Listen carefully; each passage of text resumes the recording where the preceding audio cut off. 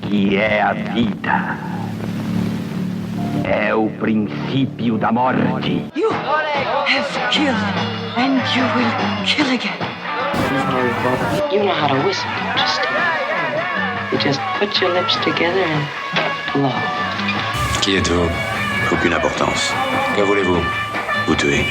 Klaatu, Barada, Nikto. The blood of these whores is killing me. Eu sou o Dumbo e ele Mickey Mouse. Hoje de noite, a gente vai ficar em casa vendo vídeo. Pra variar. Ele alugou uns filmes na Politeama que quer me mostrar. Quais? Roma, Cidade Aberta e Lastrada. Lastrada. Na mesma noite? Uhum. Bom dia, cinéfilos! Estamos aqui no mais novo episódio do podcast Ponto Cego. Eu sou o Thiago, seu apresentador, e junto comigo está... João Neto. E também... Oi, eu sou a Juniper. Juniper, você esteve aqui em várias oportunidades. Mais recentemente no episódio em que falamos sobre os limites do diálogo. Mas esse pode ser o primeiro episódio de alguém. Você poderia se apresentar de novo? Claro, obrigado pelo convite de novo, aqui no 2026, no Ponto Cego. Eu sou a Juniper, eu tô por aí pela internet, eu sou administradora do acervo de Splatter, traduzo filmes, falo sobre cinema, música, jogos, e tenho um podcast também sobre jogos com a Griffith, da Team Filmes. Você podia falar um pouquinho tanto do acervo de Splatter quanto do podcast de vocês, né, que é onde as cigarras jogam? O acervo de Splatter é um acervo de filmes nichados, de exploitation, Pinko, o próprio J-Splatter japoneses, que a gente traduz e posta para dar mais acesso. E o Onde as Cigarras Jogam é um podcast sobre jogos em que normalmente a gente pega um jogo que eu não joguei e a Griffith jogou, ou o contrário, e a gente conversa conforme vai tendo essa experiência. Por enquanto tá bem no começo ainda, mas vamos ter mais episódios esse ano. Legal. E, João, você também esteve aqui em várias oportunidades, né? Mais recentemente no episódio sobre o Fult. Mas esse pode ser o primeiro episódio de alguém. Você aceitaria se apresentar mais uma vez? Claro. Meu nome é João Neto, eu tenho 32 anos, moro atualmente em Bauru, interior de São Paulo, sou formado em jornalismo, letras, história. Estudo cinema por conta desde a minha adolescência. Eu tenho uma página no Instagram e no TikTok, que é o Cineratos, e vez ou outra eu tô por aqui para comentar sobre alguns filmes. Você poderia falar um pouquinho do Cineratos pra gente? Claro, o Cineratos é uma página em que eu costumo comentar sobre alguns filmes. Ela anda meio parada, até tinha conversado com o Caio, que vez ou outra tá por aqui também. No final do ano passado, ele me cobrou de voltar com a página. Prometi que ia voltar em janeiro, só que no fim acabei não conseguindo. A ideia era começar o ano já com postagens em janeiro. Eu queria ranquear aí uma lista com os filmes que eu mais gostei de ver no passado, só que não consegui chegar num coeficiente. Tinha uma pá de filme que ainda não tinha conseguido ver no final do ano passado, mas acredito que agora em fevereiro eu volto com a página comentando mais uma vez sobre os filmes. E você viu algum filme bacana essa semana que você gostaria de indicar para os nossos ouvintes? Cara, não foi exatamente nessa semana, né? Mas acho que umas 2 semanas atrás eu vi um curta que eu tava torcendo muito para ser indicado ao Oscar. Um curta de animação chamado Snow Bear, que é um curta sobre um urso polar que, enfim, tá passando ali por um momento de solidão. Reflete um pouco também sobre as mudanças climáticas que a gente tem, né? A questão do degelo e tal. E é um curta de um dos diretores que foi responsável pela direção de um filme chamado Irmão Urso, lançado pela Disney, um dos últimos filmes em 2D que a Disney lançou. Muito bonitinho. Ele fez todo o trabalho sozinho e tal. Então, assim, ele tá disponível no YouTube até, quem se interessar e gostar de animações, aí fica aí a indicação, Snow Bear. Muito legal, cara. E você, Juniper? Você viu alguma coisa legal? Eu não assisti muita coisa ainda esse ano, mas um que eu assisti foi o terceiro filme da franquia Knives Out, que é o Wake Up Dead Man. Em português ficou Vivo ou Morto, que achei bem interessante. Não sei se vocês chegaram a assistir. Não, eu assisti os Ainda outros não dois, mas eu não assisti esse. Eu gostei bastante, achei bem melhor que o segundo. Tem uma temática meio igreja e eu gosto de mistério, então... Legal. Eu também gosto. Bem, assim, tipo, eu tenho um mês dedicado ao diálogo, então, sabe? Eu gosto um pouquinho de mistério. Só um pouquinho só aquele que eu fiz. Quase nada. Curtinho. A gente está começando mais um ano, né? A gente, tradicionalmente, todo janeiro, a gente faz um mês dedicado ao cinema japonês, né? Mas como por vários motivos eu só consegui gravar em fevereiro, então esse episódio está indo ao ar agora, em meados de fevereiro, e aí eu resolvi, falei assim, não posso me furtar porque é um mês que é muito bom aqui, assim, a audiência curte bastante os temas, os episódios desse mês dedicado, né, ao japaneiro. Então, eu queria ver com vocês, né, a gente escolheu um diretor para falar nesse episódio, né, que é o Ozu. E eu queria saber de vocês se antes do episódio você já tinha alguma experiência prévia com ele, né? E quais eram suas impressões sobre esse diretor? Eu não tinha assistido ele ainda. Eu já conhecia ele só por nome, de diretores japoneses super influentes, né? Mas eu não conhecia nada dele. E eu fui pegar pra assistir em preparação pro episódio. Não consegui assistir muita coisa, além dos 2 filmes que a gente vai falar hoje, mas eu vi o Primavera Tardia, que foi um dos primeiros filmes dele, dos anos 50. E eu achei incrível. Então, no meu caso, eu já conhecia alguma coisa do trabalho do Ozu. Na verdade, vi bastante coisa dele. A curiosidade começou a surgir quando, enfim, comecei a estudar sobre cinema, né? E aí, nessa coisa de tentar se situar na história do cinema, você vai meio que pincelando ali alguns diretores. E sempre tem algum que vai acabar brilhando mais aos olhos, né? Saltando mais aos olhos. Acho que, no caso do Ozu, foi meio que isso. Porque na superfície, assim, o Ozu parece ser um diretor, não sei se pequeno é a palavra, mas um diretor que está muito interessado por coisas muito simples, né? Histórias que são muito simples, histórias focadas ali no cotidiano familiar, em conversas que rolam ali à mesa, mas a experiência do filme, né, transforma tudo isso numa coisa muito maior. Enfim, todas essas coisas que aparentemente são pequenas, ele está tratando sobre tempo, sobre perda, mudança, muitas vezes solidão. E acho que foi isso que acabou me cativando mais. O trabalho dele em si é algo que, como eu falei, acaba enganando, né, num primeiro momento. E é legal, assim, porque eu sinto muita coragem, assim, na forma como ele acabava filmando essa coisa do cotidiano sem tentar transformar tudo num grande drama, né? Não tinha trilha tentando manipular a emoção, não tem aquelas atuações super explosivas, não tem reviravolta mirabolante no meio da história, e muitas vezes ali no filme o grande acontecimento é, de repente, uma filha que está se casando, o pai que vai acabar ficando sozinho, uma mudança de cidade. E mesmo que pareça uma coisa meio banal, né, meio corriqueira, ainda soa como se fosse o fim do mundo para aquelas pessoas ali, né? E de certa forma acaba até sendo. Então acho que as experiências prévias com os filmes do Ozu sempre foram muito gratificantes no final das contas. O primeiro contato com o Ozu foi lá, acho que em 2006. Eu acho que meu pai fez uma mostra no Sesc de Copacabana que era voltado muito à relação que o Ozu tem com a comida, né, com a refeição, né, tanto que o título era Sabor Ozu, né, a gente até brincava que ficava saboroso, né, e eu lembro que assim, teve uma exibição do filme e depois ia ter uma palestra com o Hernani Hefner, né, lá da Cinemateca do MAN, e aí eu fui assistir esse filme, e aí quase 20 anos depois, eu acho que há 2 anos atrás, o João Luiz Vieira, né, professor aqui da UF, ele foi fazer uma aula, na verdade, assim, era um evento lá no MAN, que eles escolhiam pessoas e essas pessoas escolhiam um determinado filme e elas falavam sobre ele, né? E aí o João Luiz escolheu justamente o Pai e Filha, né? Que é o Primavera Tardia, né?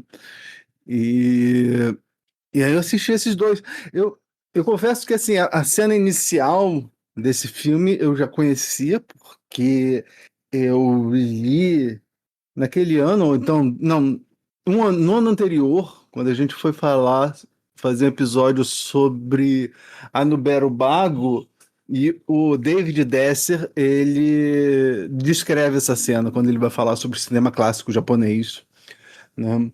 E mas essas eram as minhas duas. Quer dizer, é claro, assim, você não pode ver cinema japonês e não ver as referências ao Ozu, né?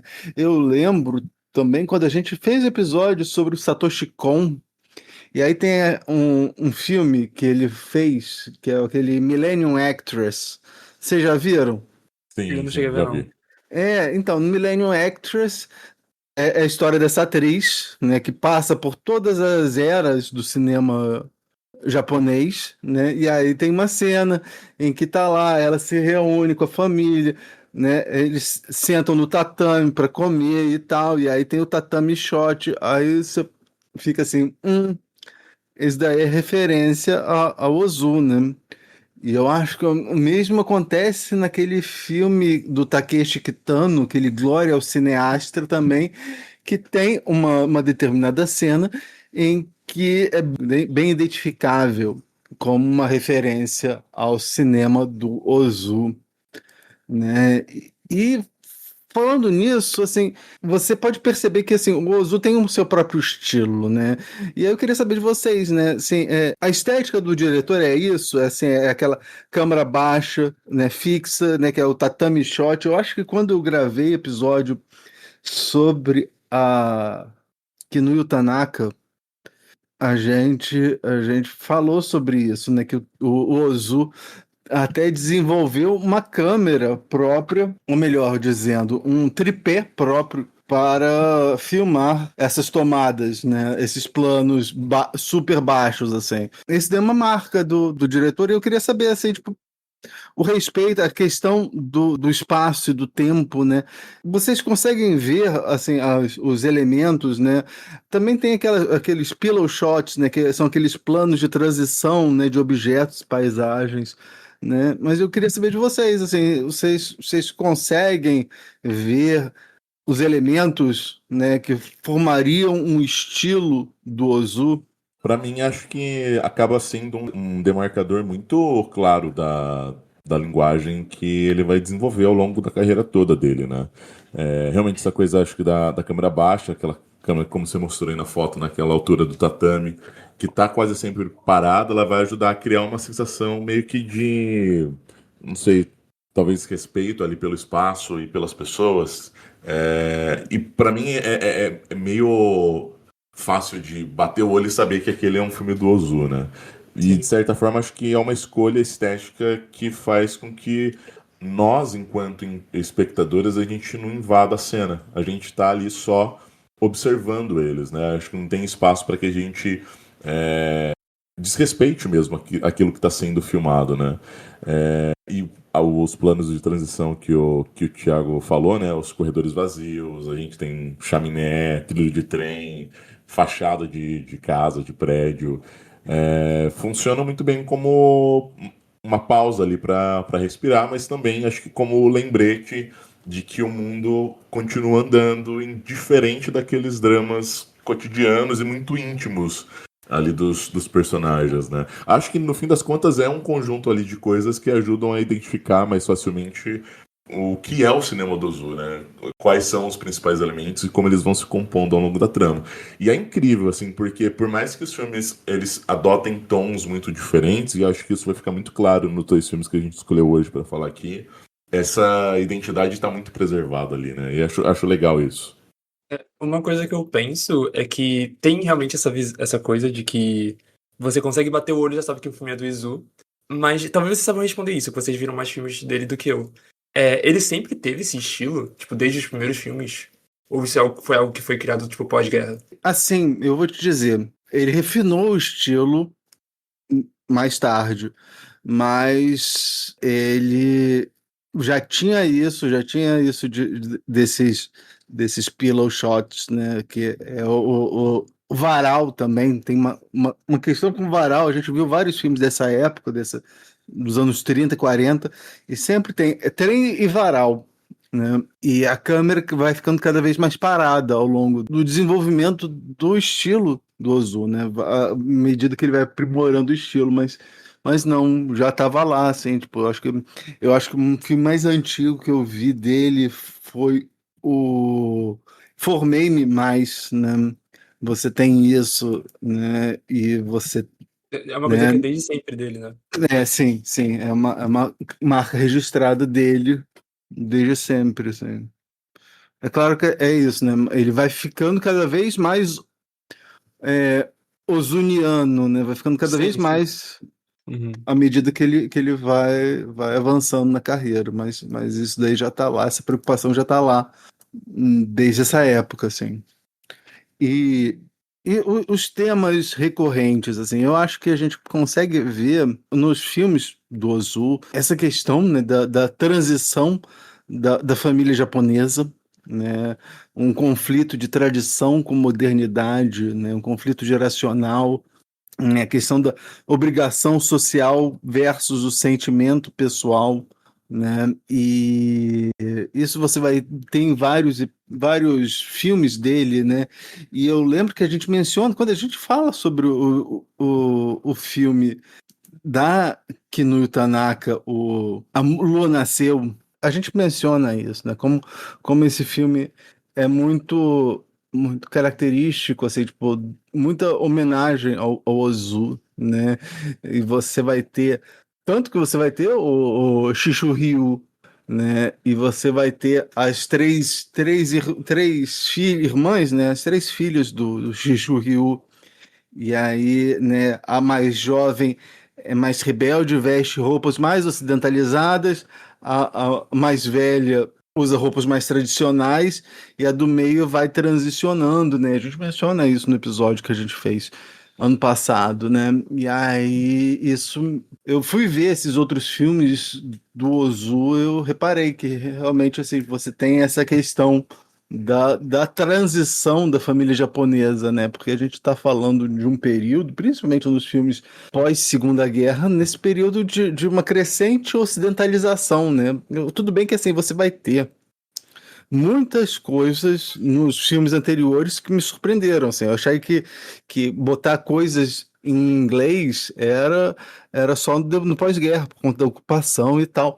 Mas não, você vai ter pôsteres de filmes americanos, até alemão tem no Filho Único, você vai ter uma foto de uma atriz alemã, mas só que é a Marlene Dietrich, que estava lá radicado nos Estados Unidos, e você vai ter vários pôsteres de filmes americanos, de filmes europeus, né? Isso me chamou a atenção em muitas coisas mais ocidentalizadas, assim. Não estava esperando que o Japão seria tão ocidentalizado assim, né, nesse período pré-Segunda Guerra. É isso que me chamou a atenção. Um outro tema recorrente é a questão da passagem de tempo, né? Assim, tipo, é sempre os filhos estão casando, né? Os pais acabam ficando sozinhos, né? Isso é uma marca, né? É uma beleza melancólica das coisas que mudam, né? Foi uma coisa que eu achei. E o mais importante, né, que é aquilo que eu falei lá do troço do meu pai, é que a vida cotidiana como matéria-prima, né? É como assim, tipo, o foco das tramas dos filmes do Ozu se passam nas refeições, no chá, nesses pequenos gestos, né? Eu notei quando eu fui assistir que eu vou assistir o filme sem ler a sinopse, né? Tipo, eu tava uns 40 minutos no filme e não tinha uma história, entre aspas, sabe? Não tinha essa narrativa de vai se prosseguindo atos, etc. Tipo, era só cenas do cotidiano. E aos poucos vai se formando alguma coisa. Eu achei isso muito legal. No livro do Desser, né, David Desser, que ele escreveu um livro chamado Eros Plus Massacre, que é sobre Anuberbago, vai descrever a cena de um dos filmes do Ozu. E Desser vai falar o seguinte: logo no início do filme, Ozu mostra a heroína, a Noriko, esperando em uma estação de trem.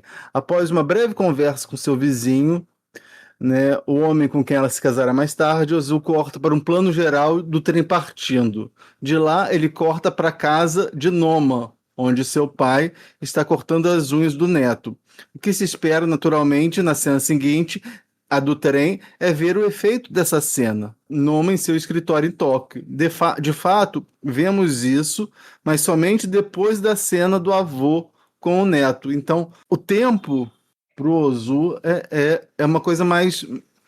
Ele não se preocupa exatamente com esse fluxo narrativo que a gente vai ver em Hollywood, né? Então, é interessante como o seu estilo, né? Essa ideia de uma narrativa meio cíclica, né? Uma falta de conflitos dramáticos convencionais, né? Acaba subvertendo as expectativas do cinema ocidental, né? Ele acaba não mostrando o clímax, né? Como a gente vai ver em um dos filmes que a gente vai discutir, você não tem cenas, né, do clímax, né?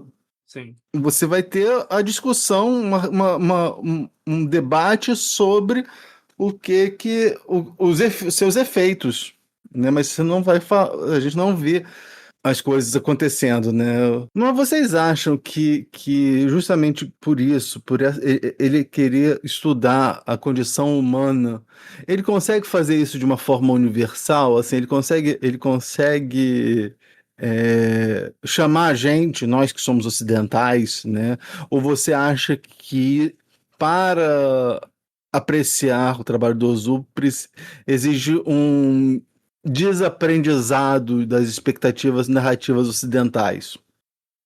Eu acho que a gente tem as duas coisas como verdade aqui. Eu acho que, no fim das contas, o cinema do Ozu, ele é muito universal. Acho que os temas que são tratados ali são universais. É fácil você identificar ali certos aspectos que vão atravessar qualquer família em tempos diferentes, né? Mas, ao mesmo tempo, tem essa coisa de destreinar o olhar, né, e esperar menos de um cinema mais ocidentalizado e que está partindo de uma estrutura que é muito diferente do que o Ozu faz. Eu lembro que a primeira vez que eu vi um filme dele e vi, como eu disse, naquela questão de estar tentando conhecer mais sobre o cinema mundial, foi um pouco difícil de me adaptar à maneira como ele escolhia contar aquela história, né? Até me fez me questionar se, de repente, o cinema do Ozu não seria, de fato, o que a gente poderia chamar, talvez, de cinema clássico, porque é um cinema que ele vai se pautar por outras coisas, para além daquela narrativa mais que ficou convencionada, né, aqui no Ocidente, acho que principalmente por conta da influência de Hollywood, dos filmes que eram produzidos ali em grandes estúdios, né? Eu acho que quando a gente pensa nesses dois aspectos, né, de ser filmes que conseguem ser universais, eles são, mas ao mesmo tempo eles também partem desse pressuposto de que você não pode esperar deles exatamente aquilo que você espera de um filme mais convencional, entre muitas aspas, né? E uma pergunta pro João, que viu mais filmes do Ozu. Qual seria, assim, se alguém chegasse para você e falasse assim, João, eu quero começar a assistir o Ozu, por onde você me recomenda assistir? Poxa, eu acho que é uma pergunta difícil e fácil ao mesmo tempo. Eu acho que para conhecer o trabalho do Ozu, a gente tem vários caminhos, mas talvez o mais óbvio, e que foi justamente por onde eu comecei, seja Era Uma Vez em Tóquio. Acho que é um filme de 53, se eu não estiver enganado, né? Que basicamente é sobre aquele casal de idosos que vai deixar a filha campo para visitar outros filhos em Tóquio, uma cidade que eles nunca tinham ido. E aí, quando eles chegam lá, eles recebem dos filhos, né, uma indiferença muito, muito grande, porque eles estão muito atarefados ali com essa questão da vida moderna, da vida urbana, né? E o que faz com que eles fiquem sem tempo para os pais. E a gente acho que talvez tenha uma tradução muito, muito objetiva ali do que é o cinema do Ozu em si. Acho que quando a gente olha para esse filme, ele consegue trazer boa parte dos elementos ali que vão estar presentes na filmografia como um todo. Coisa de o Ozu filmar a família sem a coisa da idealização, porque a gente até tem essa questão de ser relações que são cheias de afeto, mas que também tem um desencontro, né? A gente vê isso muito com essa experiência dos pais quando vão visitar os filhos. Os pais que amam os filhos, mas às vezes não sabem demonstrar, mas, enfim, os filhos que respeitam os pais e às vezes querem outra vida. Acho que, no fim, o Era Uma Vez em Tóquio acaba condensando isso. E óbvio, como eu disse, acho que tem vários caminhos possíveis, né? Mas acho que talvez Era Uma Vez em Tóquio seja o filme que faz mais sentido para você começar a conhecer o trabalho dele. Legal. Você sabia que eu não vi? Nossa, Eu vi Thiago, tanto por filme, favor. eu vi tanto filme, mas os mais famosos eu não vi. Nem esse, nem o Early Summer. Também fomos felizes. Pô, esse é bonito demais também. Cara, quando eu puder, tira um tempinho. Eu acho que Era Uma Vez em Tóquio. Não sei, não dá pra falar exatamente, mas é uma das grandes obras, assim, mais especiais que o Ozu já produziu. Preciso pegar pra ver também. Uhum. Eu li, entre aspas, né? Porque, assim, minha mãe se adaptou super bem ao Kindle, lê super bem na tela do computador. Eu já não tenho mais condição de ler, assim, tipo, eu sempre gostei mais de livro físico, assim, tanto que com o livro do Desser eu comprei o livro físico para poder rabiscar, anotar, essas coisas assim, né? Eu tenho dificuldade, eu tenho tido dificuldade de ler PDF, essas coisas assim, se eles são muito grandes. Então, eu geralmente ponho no meu navegador e peço para o navegador ler para mim, né? Então, mas eu li, com todas as aspas possíveis, um livro, pelo menos a introdução, o prefácio e os 3 primeiros capítulos de um livro chamado Directed by Yasujiro Ozu, que é do Shigehito Hazumi, né? E ele defende uma tese em que ele vai se contrapor à ideia do mito da ausência, entre aspas, né? Ele vai começar a criticar, né, o que a tradição, né, dos críticos de cinema faziam, que era falar dos filmes do Ozu por meio das suas ausências, né? Falar que assim, a câmera não se move, não há drama, não há crítica social. E ele vai falar que essa abordagem, né, você vai ter tanto nas críticas negativas da época quanto nos elogios posteriores, né, quando as pessoas vão falar, considerar ele como um autor único, né, acaba petrificando o Ozu num mito de uma monotonia e de uma pureza abstracionista. Ele vai propor que é uma espécie de uma virada metodológica, né? Que em vez de catalogar o que falta nos filmes do Ozu, né, é importante nós afirmar o que tem nos filmes dele positivamente, colocando, né, em justa posição os elementos díspares do seu universo cinematográfico, né? E aí ele vai falar sobre a gente vai ter, né, oposição barra complementaridade entre aquilo que ele vai chamar de tofu e tonkatsu, né, que é o simples e o robusto, né, a fusão de papéis sociais, né, como os professores que acabam virando cozinheiros em restaurantes, né, isso daí no primeiro filme que eu vi dele agora para me preparar, que foi o Filho Único, né, a história do filho único é a história de uma mãe que põe o filho para estudar num colégio interno em Tóquio, e aí 12 anos depois ela vai visitar ele, e aí ele tá lá morando numa casa simples, e aí o professor deles, que, poxa, era um cara super erudito e tal, estava trabalhando como cozinheiro, né? Não conseguia arranjar emprego, né? Isso daí é uma temática muito comum nos filmes do Ozu, né? Assim, tipo, você se forma, mas e aí? Você não consegue. No Japão dos anos final dos anos 20 E até os anos 30 você se formava e você não conseguia emprego com aquilo que você trabalhou, você se formou. Dos filmes que eu vi, 3 filmes falam disso, né?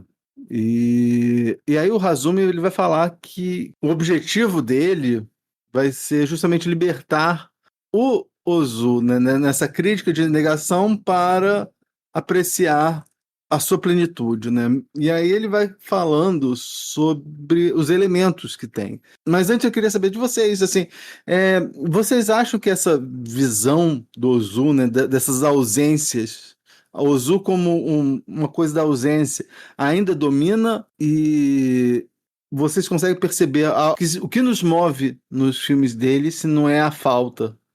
Eu sinto que essa coisa da falta, ela realmente está muito presente na cinematografia dele, mas talvez junto com uma outra coisa que vai caminhar ali junto, que acho que talvez um sentimento de aceitação, talvez, da impermanência, né? A coisa de que, de que tudo muda, de que existe uma ideia de que nada vai ser o mesmo, né? De que nada consegue ou pode permanecer o mesmo em nenhum momento. Acho que tem a coisa das famílias que vão se desfazendo, os filhos que crescem, os pais envelhecendo, as casas ficando vazias com essas mudanças que vão acontecendo ao longo da vida, né? E acho que ele vai filmar essa coisa da impermanência e juntamente com a questão da falta, né? Sem cinismo e sem a coisa de um melodrama excessivo. E que me soa muito como um sentimento meio que de tristeza, meio serena, quase como resignação, sabe? Parece até meio clichê que eu vou falar, mas é um cinema que ele não precisa gritar, ele sussurra as coisas e a gente meio que consegue absorver a partir desses sussurros. E eu sinto que talvez seja por isso que ele acaba ficando com a gente durante tanto tempo, sabe? É que ele vai muito também no que é simples, né? Que não simples de que é pouca coisa, mas de que o que tem ali significa muito, sabe? Então mesmo que exista essa ausência, o que a gente vê no filme, como o João falou, fica muito com a gente. O Hasumi, ele vai começar falando sobre os códigos simbólicos que tem nos filmes do Ozu, né? Primeiro, ele vai falar justamente da questão da comida, né? Que como eu mencionei quando eu falei lá da mostra que meu pai organizou, né?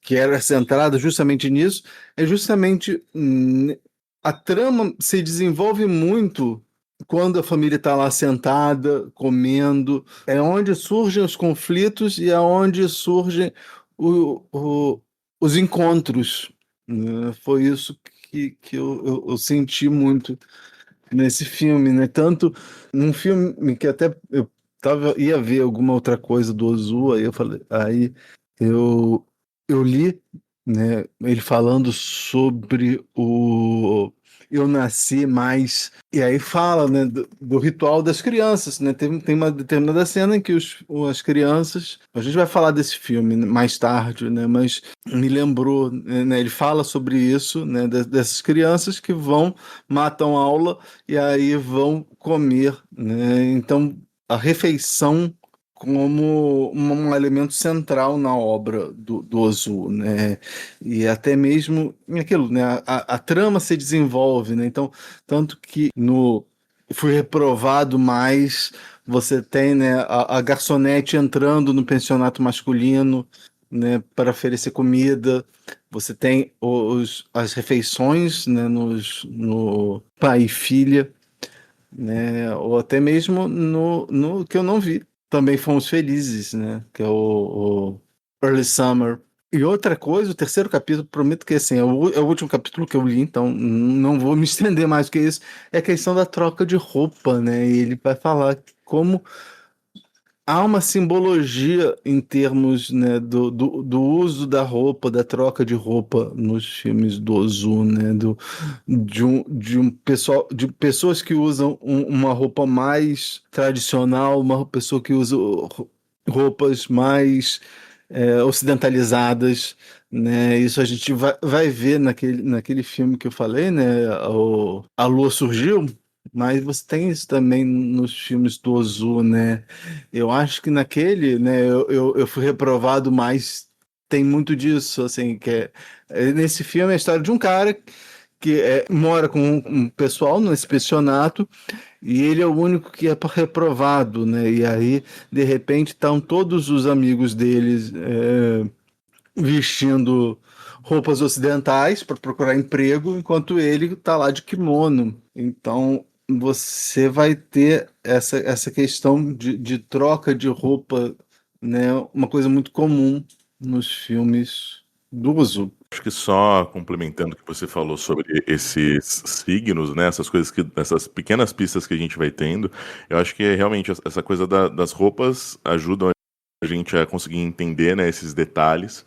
Tem também, acho que a questão do eletrodoméstico, acho que no Bom Dia tem um pouco disso também, né, na forma como Sim. a televisão tem um papel ali na mediação das relações ali.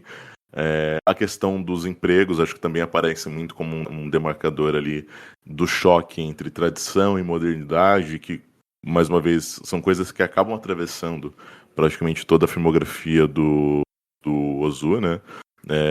E, obviamente, também nas escolhas, acho que, de alguns personagens que vão na contramão daquilo que é visto como tradicional. Por exemplo, quando a gente tem, em alguns filmes, uma filha que de repente tá tentando se desvincular ali da influência da família, fazer suas próprias escolhas.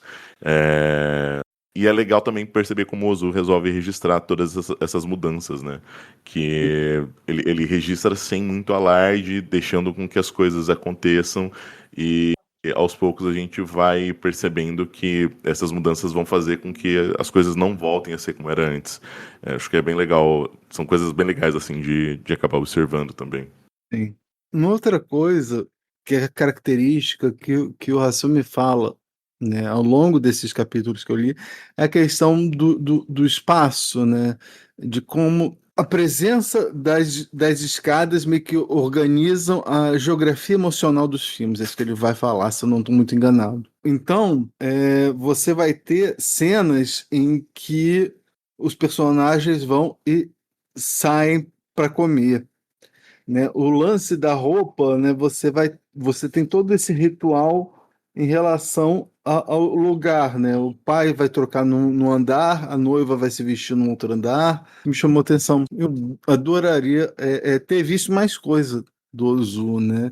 Porque eu sei que o Ozu tem outros filmes que fogem desse estereótipo de um Ozu doméstico, né?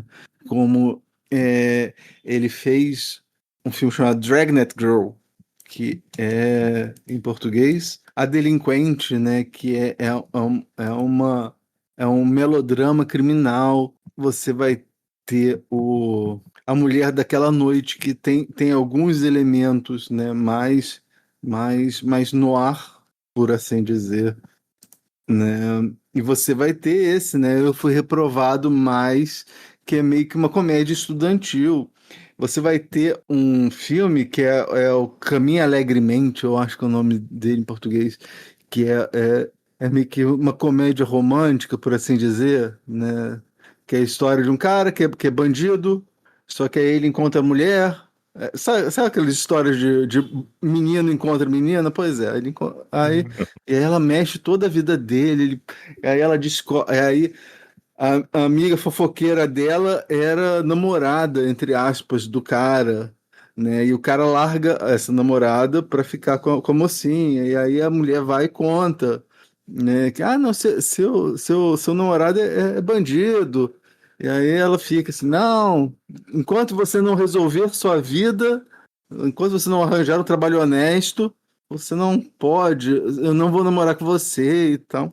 E tem todos os tropos que a gente vai ver nos filmes de comédia romântica, né?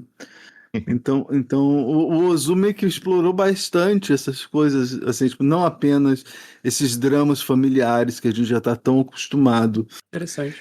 Sim, Mas esse lá logo no período. Quer dizer, a gente vai ver uma comédia dele mais recente, né? Mas, Sim, sim. e voltando ao livro do David Desser, né, o Eros Plus Massacre, eu vejo muito essa questão de que Isso, o próprio Jim Jarmusch escreveu um curto ensaio sobre o Ozu, chama Duas ou Três Coisas sobre Yasujiro Ozu, que aí ele ficou muito surpreso quando ele chegou lá no Japão e viu que os diretores japoneses da época consideravam o Ozu meio que velho, sabe? Tipo, era uma coisa que eles estavam ansiando por se distanciar, né? E essa é muito a tônica que a gente vê, né, com o pessoal da Nuberobago, e até mesmo com diretores mais modernos, como o Sion Sono. O Sion Sono, em algumas entrevistas, né, ele se declarou como o anti-Ozu. Eu não sabia Faz disso. sentido. O Sion Sono fala que ele é o anti-Ozu, né? Então, me deu essa ideia de que os diretores mais modernos, ou melhor, modernistas, usando a expressão, porque o Desser vai distinguir, no Desser ele vai distinguir o período japonês em três, né? Você vai ter o clássico, que é o Ozu, o Mitsugushi, e aí você vai ter o moderno, que é o Kurosawa, e finalmente você vai ter o modernista, que é o pessoal da Nuberobago. E você vai ver que o pessoal da Nuberobago, eles são bastante hostis ao Ozu, né? O Imamura tem uma citação que é emblemática, falando assim: eu não diria que eu não fui influenciado pelo Ozu. Eu diria que eu não queria ter sido influenciado pelo Ozu, né?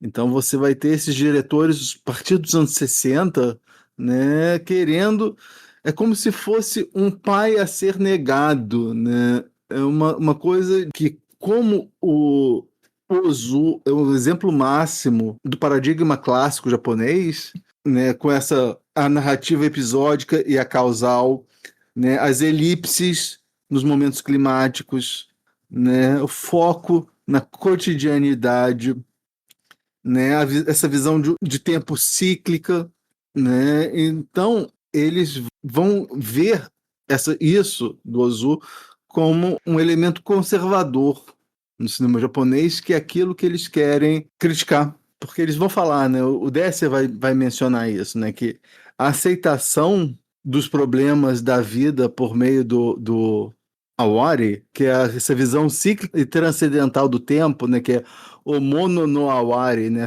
A aceitação melancólica da passagem das coisas. Então, a aceitação dos problemas da vida por meio disso é também a aceitação do status quo político. A vanguarda japonesa vai rejeitar o Ozu não apenas pela sua forma, mas também pelo seu papel e seu pacote ideológico, né? Eles são contra esse Japão tradicional, harmonioso e apolítico que precisava ser demolido. É claro que, assim, isso é uma visão que, assim, o Ozu vai falar sobre os problemas, né, que não é tão harmonioso assim, esse Japão tradicional, né? E então é interessante, né? Porque o Desser vai notar uma ironia, né? Que o Ocidente, né? Tipo o Paul Schrader, o Paul Willeman, ele vai ver o Ozu como radical, como modernista, né? Justamente pelas suas quebras das normas de Hollywood. Já o pessoal da vanguarda vai considerar ele como um tradicionalista. Eu achei interessante isso.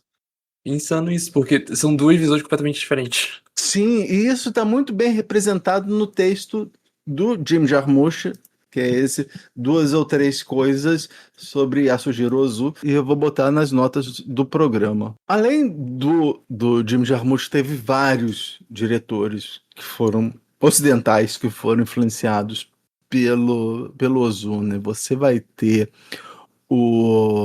mas você vai ter também o Paul Schrader. Paul Schrader escreveu um livro chamado Transcendental Style in Film, Ozu, Bresson e Dreyer. O Kaurismäki também né? Você repara muita influência do Ozu, mas também o Wim Wenders. O Wim Wenders, ele fez um documentário chamado Tokyo Ga, que tá na MUBI, se eu não estou muito enganado. E ele conta sobre uma viagem que ele fez em Tóquio para fazer propaganda lá do Paris, Texas. E aí ele vai conhecendo, ele acaba procurando o cinema do Ozu, né? O cinema do cotidiano, do silêncio, da contemplação. E você vai ver que Tóquio é exatamente o contrário a isso, né? Você vai ter ruído, repetição, né? A quantidade de televisão, né? É engraçado que a gente vai falar sobre televisão mais tarde, né? Mas a quantidade de televisão que você tem no Japão. E aí ele vai falar, né? De como aquilo que o cinema do Ozu já é tão diferente com o Japão moderno. Eu achei muito interessante, tem as entrevistas, tanto com o Shishu Ryu, quanto o diretor de fotografia dele, e o Haru Atsuta, e é muito bom, assim.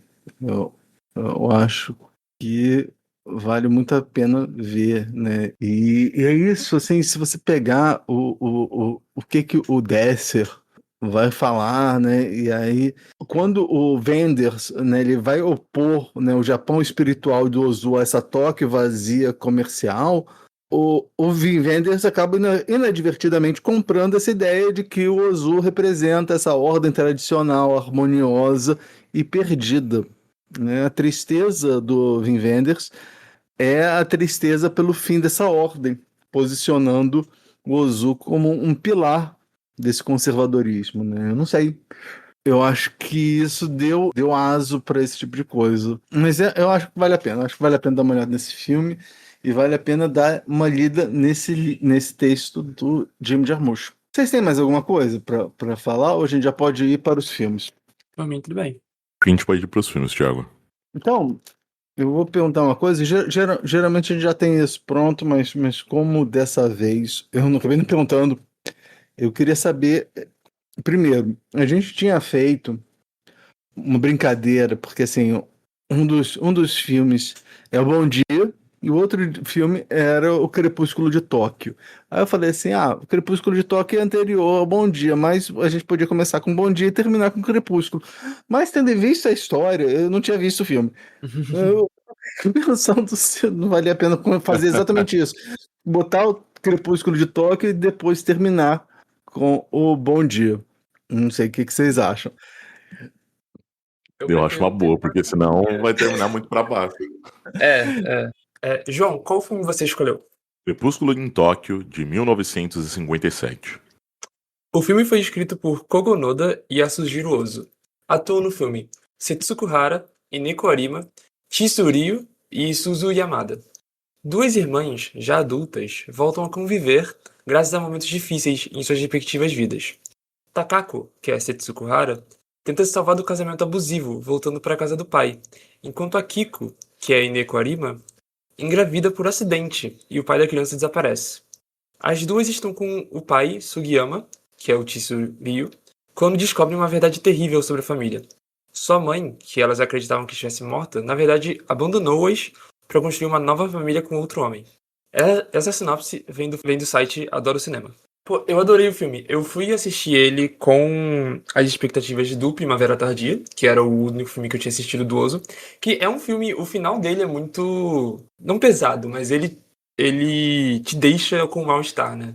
Só que ainda é um filme bem leve e a maior parte dele é bem tranquilo. Chegou esse Crepúsculo em Tóquio e eu já notei uma grande diferença. Que ele ainda tem esse estilo do Ozu, mas ele parece muito mais deprimente e obscuro. Ele é muito de noite, tanto pelo nome Crepúsculo. E conforme o filme vai avançando, você vai percebendo que tem esse ar de opressão sobre o filme. E eu fiquei com muita pena da Kiko, coitada. E eu não imaginava que o filme fosse acabar desse jeito. E eu adorei que aí tem a parte de quando o clímax do filme, os dois clímax que são no final, a forma que eles são revelados é muito boa, que quando ela é atingida pelo trem, você na verdade tá vendo a reação do outro cara no restaurante sobre isso. E quando você descobre que ela morreu, a primeira coisa que você vê ao descobrir isso é a irmã dela falando pra mãe que é a culpa dela. Isso pega muito forte, sabe? Mas eu achei um filme incrível. Eu adorei, talvez, o meu filme favorito dos dois que a gente vai falar hoje, e comparando com Primavera Tardia. Por enquanto, meu favorito do Ozu. Achei incrível. E você, João, quando foi a primeira vez que você viu esse filme? Cara, deixa eu lembrar, foi acho que em 2014 ou 2015. Eu tava fazendo uma dessas maratonas aí de diretores e tal. Já tinha visto alguns outros filmes dele, né? Tinha visto Era Uma Vez em Tóquio, tinha visto Já Pai e Filha e alguns outros. E foi um choque, assim, cara, porque é um filme que ele abre mão de muitas expectativas que eu tinha criado pra ele, né? Pensando nessas referências que eu tinha anteriormente. Ele não tem nem um pouco do conforto doméstico que a gente vê em algumas obras, e nem mesmo acho que parte da delicadeza com que o Ozu conta algumas outras histórias. A coisa de se passar realmente num crepúsculo, pensando no crepúsculo não só nessa questão de tempo, né, de mudança do tempo, mas crepúsculo mesmo daquela família em si, né, e que passa uma sensação de frieza, né, um frio emocional, um frio urbano, um frio até existencial. E esse clima tenso foi um negócio que me pegou. É um filme, como a própria Juniper falou, muito escuro, e ele se passa no inverno, ele é cheio de cenas noturnas, ruas vazias, e acho que ajudam muito nessa construção desse sentimento que vai dominar o longa todo, né? E, obviamente, né, acho que tem outras pequenas coisas ali que acabam ajudando a construir essa sensação, né? Eu acho que, pelo menos pra mim, o Ozu tinha me feito associar parte dos trabalhos deles com interiores que são muito acolhedores, quando a gente pensa nas casas, em como as famílias acabamos se relacionando, e aqui isso é subvertido, né? A gente não tem essa coisa acolhedora. Acho que, na verdade, quando a gente vai para alguns interiores, a gente tem um sentimento oposto disso. E isso, mais uma vez, vai ajudando nessa construção que leva tempo, leva bastante carregada, né? A própria toca, ela parece enorme para aquelas pessoas, para aquela família e para os problemas que elas estão vivendo lá.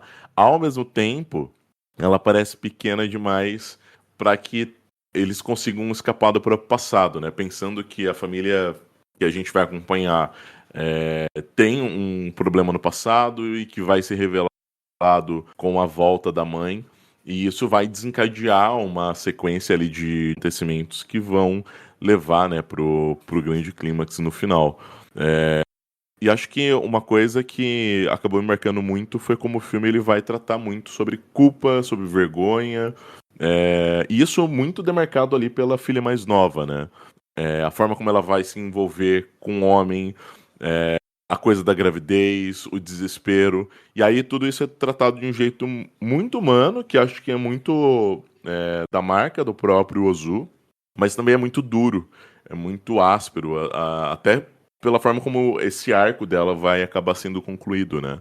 Não tem romantização, acho que existe uma sensação constante de que aqueles personagens estão tentando respirar dentro de estruturas sociais que não vão deixar muito espaço para que eles possam errar, principalmente as mulheres.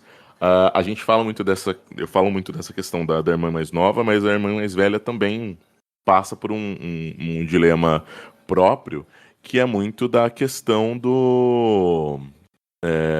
a questão do divórcio dela, né? Ela já foi casada, tem a questão do filho dela, e isso fica, acho que mais evidente ao longo do filme todo, né? Mas algo que acaba tocando ela de alguma forma, tanto que ela considera voltar, né, para a família dela no final. Enfim, mesmo assim, acho que é também legal perceber como o Ozu nunca torna isso panfletário.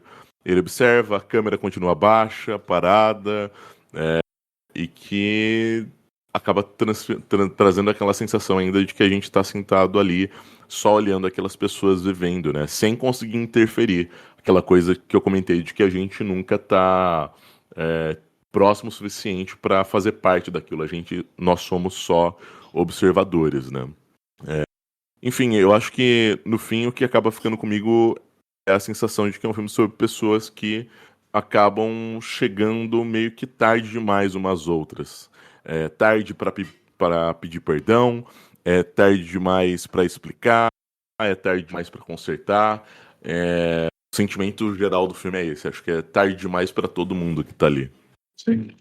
Ai, eu vi. Esse foi o último filme do Ozu que eu assisti, né? Eu tinha acabado de sair do Bom Dia, e aí eu recebi esse filme, foi assim, caraca. Assim, trouxe todo alegre do outro e é radicalmente diferente, né? E o pior é que, assim, mais tarde, quando a gente for falar do Bom Dia, né, a gente vai falar que o Bom Dia foi uma refilmagem com todas as aspas possíveis de um filme anterior, o do Ozu. E quando eu vi que o namorado da Kiko se chamava Kenji, eu falei assim, Kenji é o nome daquele do personagem principal do Andy Alegremente. Então eu falei assim, se calhar tem um arco de redenção, mas não tem, né? Ninguém tem arco de redenção nenhum, assim. Tipo, nada daquilo que a gente acha que convencionalmente vai acontecer, né? Porque a gente já está acostumado com os melodramas lá de Hollywood, acontecem, né? E aí, quando o Kenji manda como é que eu vou saber que o filho é meu? Aí eu falei assim, pronto, não tem salvação para esse cara. Não tem salvação. Não tem mesmo. Como é que você sabe? Como é que eu vou saber que o filho é meu? Eu falei assim, pronto. Filho da puta! Filho da puta! Pronto, não tem chance, não tem chance. Não. Ele não vai aparecer no final das contas para salvar o dia. E é isso, né? A gente geralmente, quando a gente vê filme de Hollywood, geralmente aparece alguém para salvar o dia, né? E ninguém aparece para salvar o dia. Para ninguém, né? Nem para Kiko, nem para mãe, né? Que a mãe chega e fala assim: tô saindo no trem, né? Tal, para ir para não sei aonde. Se quiser encontrar comigo. Aí você fica esperando que a Setsuko Hara vai aparecer e ela não aparece, né? E é isso, né? E aí no final a Setsuko Hara acaba aceitando ir para um relacionamento, voltando para um relacionamento abusivo, pensando na filha, né? Falando assim, pô, não quero que minha filha aconteça o que aconteceu com minha irmã, né? E isso é avassalador, né? Sim. Uma coisa que. E aí eu falei assim, pô, não dá pra botar os garotinhos soltando pum, mas não dá.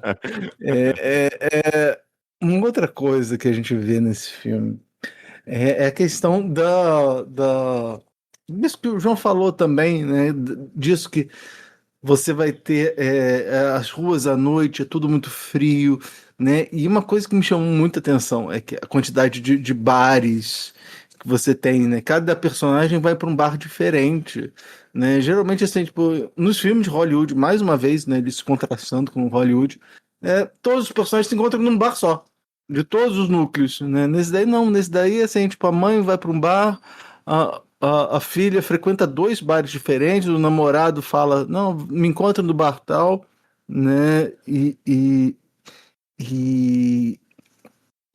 para mostrar, né, como é que Tóquio está crescendo, né? E eu acho que isso tem muito a ver com aquilo, o tema do filme do Wim Wenders, né? Que Tóquio é uma das personagens principais dos filmes do Ozu, né? Que os filmes do Ozu mostram justamente o desenvolvimento dessa cidade. Com certeza. O próprio pai também, o filme começa com ele indo em outro bar, que não aparece mais de novo. Isso eu vi alguém mencionando, né, num dos podcasts que eu ouvi para me preparar, né?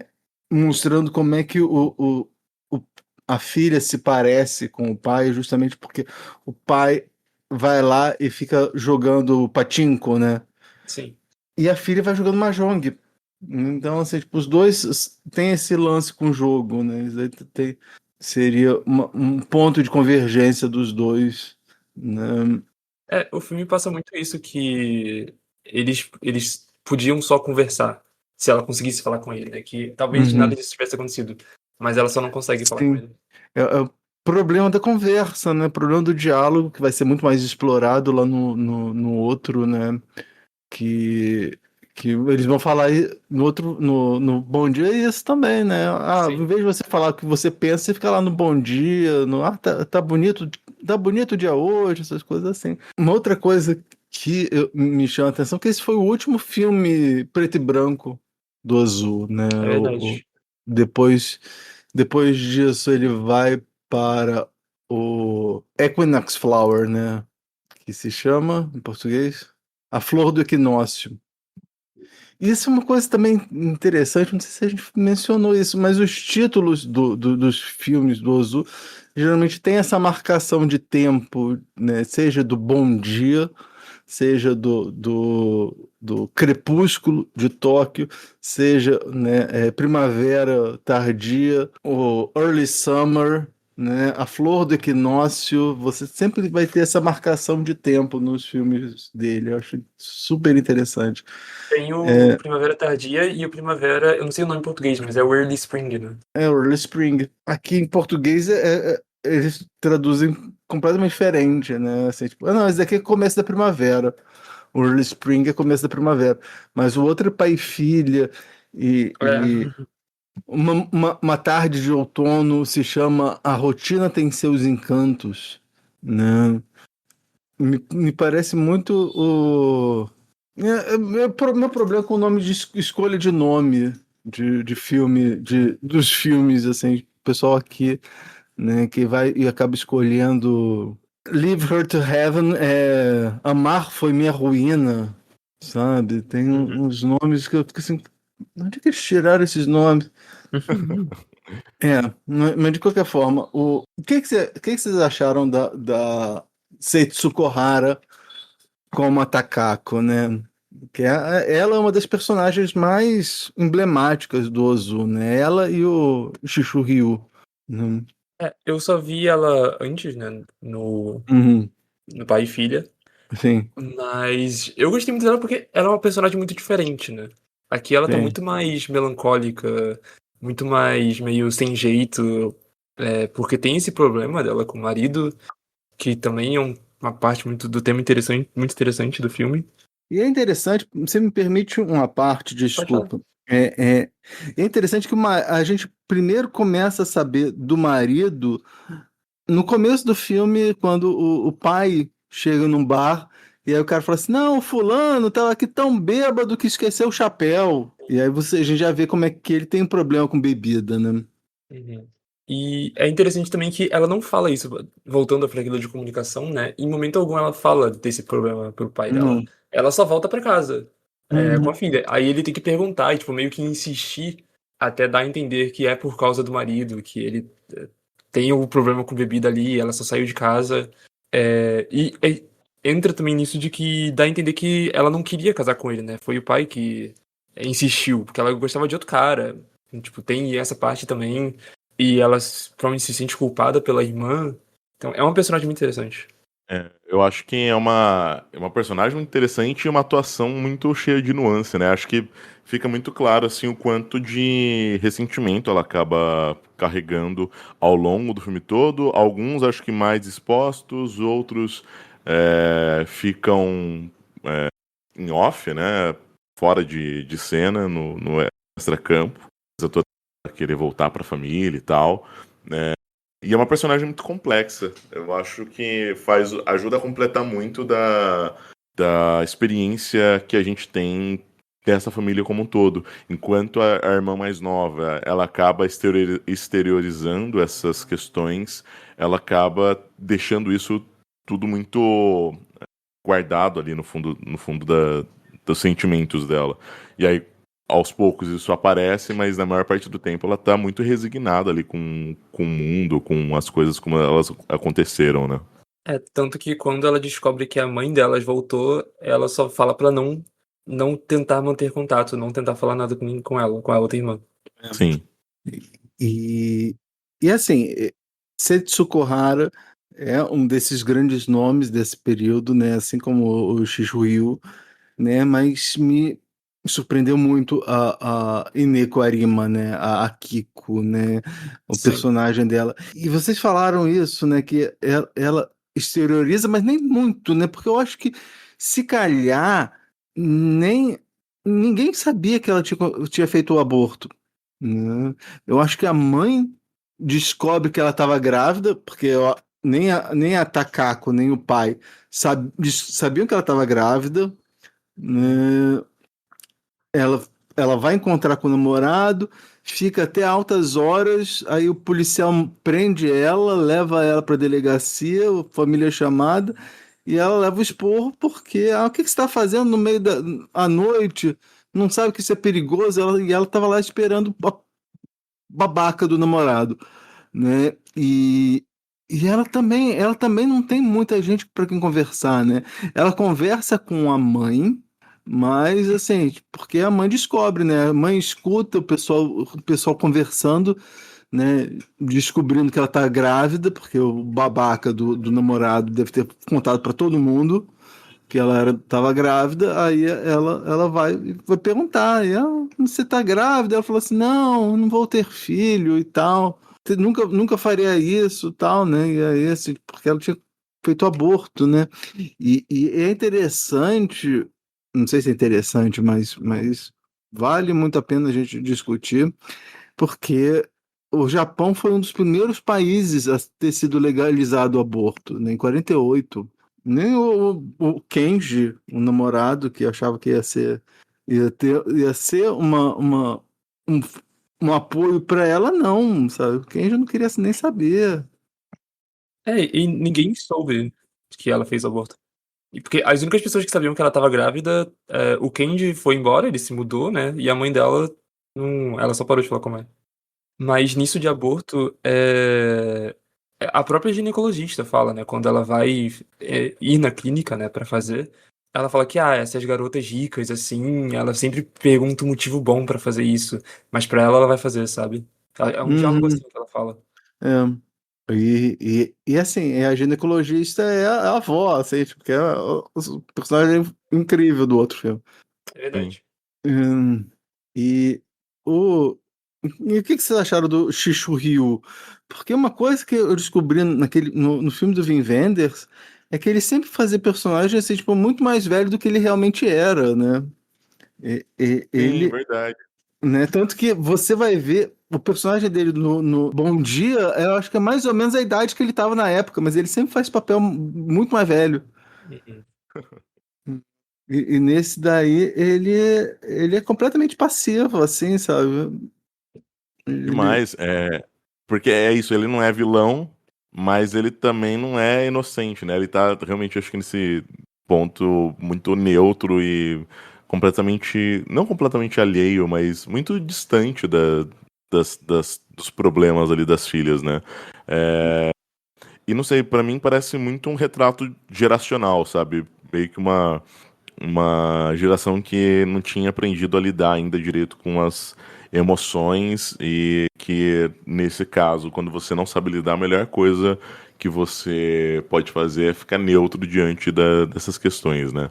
Óbvio, acho que a gente sabe que ele ama as filhas, a gente sente isso, a gente pode perceber isso, mas é um amor completamente travado, um amor que é incapaz ali de alcançar elas onde elas estão realmente sofrendo, de onde elas realmente precisam desse amor e desse apoio.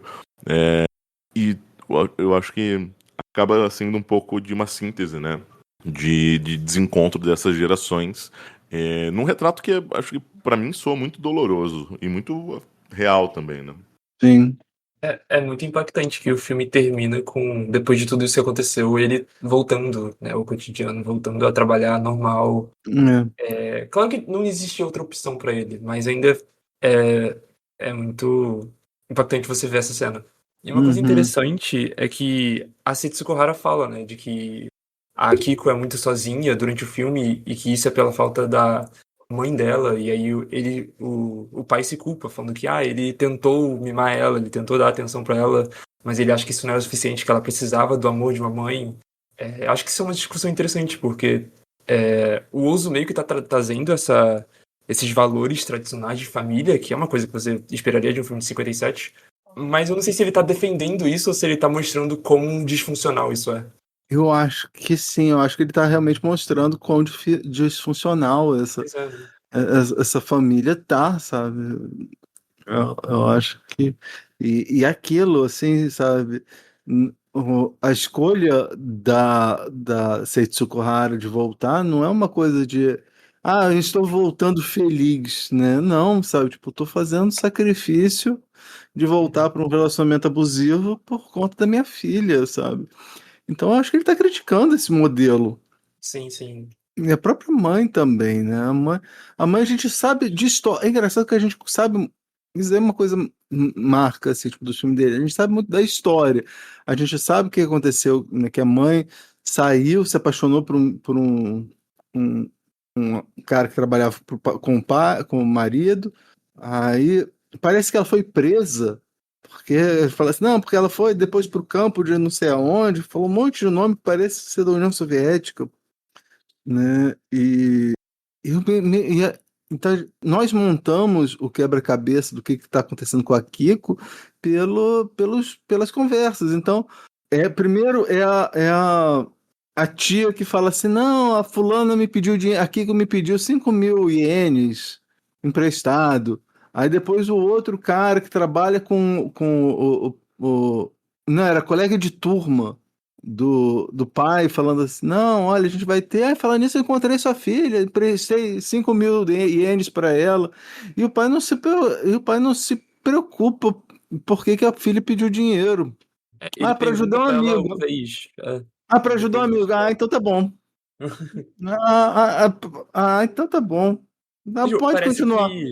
Parece que ele fica sentido do porquê que ela não fala com ele, mas ele deixa isso de lado, ao invés de tentar ir atrás e entender o que tá acontecendo. E sobre a equipe técnica, né? O diretor de fotografia desse filme é o Yahori Atsuta, né? Que é o mesmo do outro, né? E tem toda uma história super interessante nesse filme do Wim Wenders, assim, tipo, como ele começou como assistente do Ozu, aí foi segundo assistente, depois operador de câmera e depois finalmente um diretor de fotografia, né? E ele fala que ele é uma das poucas pessoas poucas pessoas que trabalharam com o mesmo diretor, né, durante tanto tempo, assim, esse diretor de fotografia, ele só trabalhava com o Ozu, né? E é diferente, você vai ver como esse filme, a fotografia desse filme é tão mais diferente do que ou do Primavera Tardia, né, do Pai e Filho, ou do Bom Dia, né? Mas isso a gente já falou, né? Os planos de transição, né, os pillow shots, a gente vai ver, né, também. Aqui mais frio, mais vazio, né? A gente vai ver as fachadas dos prédios. Tem alguma cena em específico que vocês gostariam de chamar atenção? Uma cena que ficou comigo depois que eu terminei o filme foi depois que a Kiko foi atingida pelo trem. E que a gente fica um tempo considerável com a enfermeira se aquecendo no frio e o relógio só batendo. E tipo, a gente fica um tempinho ali antes de continuar. Eu achei uma cena muito interessante para você digerir o que aconteceu e você tá continuando nesses temas de frio e essa solidão do filme. Eu achei uma cena muito boa. Eu ia comentar mais uma cena que já foi comentada por vocês, que é o momento em que a mãe tá naquela expectativa, né? Ela tá pra ir embora, tá no trem, e ela espera que a filha vá ver ela antes dela partir, mas a filha nunca chega. Ilustra muito bem aquilo que eu tinha comentado, né? De que é sempre muito tarde pra todo mundo nesse filme. Não tem esperança de que existe meio de remediar aquela situação. Mesmo quando existe essa possibilidade, alguma coisa ali tá em desacordo e não vai permitir que a gente tenha um encontro harmonioso e que as coisas possam resolver. É triste demais isso, cara. Uhum. Pois é. E eu ia comentar, é curioso, a primeira vez que eu tinha visto esse filme, quando a filha vai contar pra mãe que a irmã morreu, no primeiro momento que eu tinha visto, eu fiquei me questionando se era de fato verdade que ela tinha morrido, ou se ela estava só inventando isso pra de fato deixar a família em paz, né? Porque naquele momento me parecia ser algo que ela pudesse fazer, uma vez que ela já tinha procurado a mãe, para não entrar em contato com a irmã. Eu imaginei, olha, de repente ela vai sobreviver, ela só realmente está tentando evitar que esse contato aconteça de novo. Mas não era isso. Quando eu vi ela vestida de preto, eu já fiquei, tipo, não, eu nem ferrando que ela morreu. Porque eu genuinamente estava acreditando que, tipo, quando ela falou que queria recomeçar a vida do zero, eu fiquei, não, ela Sim. vai ficar bem e vai terminar igual os filmes do outro terminam, mas não foi isso que aconteceu. Eu acho que no fundo a gente torce pra isso, né? Mas não rola. Uhum. Pois é, Não. a vida não é assim. E mais que a gente está acostumado com filme de terror estadunidense, que a gente sabe que se a pessoa não se a gente não vê a pessoa morrer na nossa frente, ela pode não ter morrido. Né? Que nem assim, tipo, o fulano morreu, aí você vai e descobre que o cara que é o assassino. Aí já acontece direto, assim, aquele filme, o Ten Little Indians, o And Then Were None, né? E as variações, né, dos filmes da Agatha Christie, sempre um morre off-screen, aí você descobre que esse um que morreu off-screen, na verdade é o assassino. Então você já fica esperando, falando assim, não, a gente não viu, então não morreu. Se não tem corpo, não tem morte. Eu ia falar isso. Se não tem corpo, não tem morte. Se não tem corpo, não tem morte. E não, né? O Ozu não se preocupa com essas convenções que a gente está acostumado, né? Mas eu gostei desse filme e quero saber se vocês têm mais alguma coisa a falar ou a gente já pode ir para o próximo filme. Eu tô satisfeito. Por mim foi bom o papo. Pode ir. Então, e, João, qual foi o filme que você escolheu para mim? Bom Dia, de 1959. O filme foi igualmente escrito por Kogonoda e Yasujiro Ozu. Atua no filme Keiji Sada, Yoshiko Kuga, Shishu Ryu, Kuniko Miyake e Haruko Sugimura. 2 meninos indisciplinados de Tóquio estão decididos a ter uma televisão para poderem assistir luta livre e beisebol. O pai não aceita porque diz que a TV produzirá 100 milhões de idiotas e mandam os meninos se calarem. Porém, eles interpretam a ordem de forma literal e se calam para sempre. Essa sinopse vem da MUBI, né? E é mais ou menos o que isso acontece. Na verdade, a questão dos meninos é que eles acham que falam assim, não, a TV é idiota, mas não é idiota também essas coisas, falar coisas que você realmente não tem... Não tem intenção, né? Assim, tipo, é aquele troço de o small talk, né? É o quê? É linguagem. É papo furado. É linguagem enfática, que é oi, tudo bem?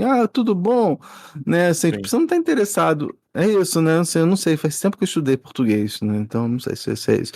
Mas né? Então é assim, tipo, oi, tudo bem? Tá bonito o tempo, hein? Aí será que vai chover? Né? Essas coisas assim, sabe? Tipo, os meninos acham isso idiota. Então eles ficaram brigando por causa disso e resolveram fazer uma greve de fala. E quando eu tava lendo esse livro que eu mencionei para vocês, o autor menciona que esse filme é mais ou menos um remake de um filme chamado Eu Nasci Mais, em que nesse filme é mais ou menos assim, sabe? Os garotos cabulam aula, né? Mas a questão toda desse filme tem mais a ver com as crianças descobrirem que os pais não são todos poderosos, assim, né? Os pais falam, não, você precisa estudar para ser alguém na vida, e aí eles vão e descobrem que o pai não é uma pessoa tão importante assim, sabe? Tanto que os colegas de trabalho do pai falam que ele se mudou para os subúrbios, para essa região, para esse bairro, para ficar perto do patrão. Ele ficava puxando o saco do patrão, ele ficava... e aí os meninos vão e veem um filme na casa do patrão. O patrão é rico, tem câmera de projecionista, e aí eles vão ver o pai fazendo papel de bobo, né, pro patrão, sabe? Tipo, e aí isso acaba com os meninos, né?